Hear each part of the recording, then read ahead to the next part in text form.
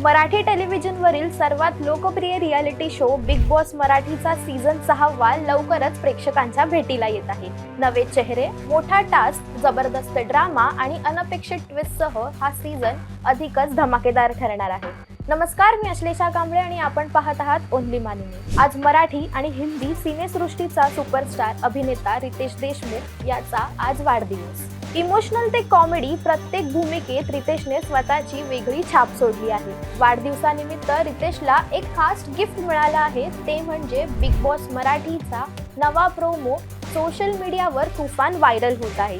Big boss मराठीमध्ये आपल्याला रितेश सूत्रसंचालन करताना पाहायला मिळणार आहे. या प्रोमोने अवघ्या 12 तासात तब्बल 2.4 मिलियन व्ह्यूज मिळवले आहेत. प्रेक्षकांनी या प्रोमोला भरपूर प्रेम दिलं आहे. स्वागताला मनाची आणि घराची दारं उघडी ठेवा, या ओळींपासून भावनांचा सूर पकडणारा हा प्रोमो महाराष्ट्राच्या मनात घर करून बसला आहे. बिग बॉस हिंदी संपताच प्रेक्षकांना उत्सुकता होती, ती म्हणजे बिग बॉस मराठीची. बिग बॉस मराठी आता लवकरच 11 जानेवारीपासून प्रेक्षकांच्या भेटीला येत आहे.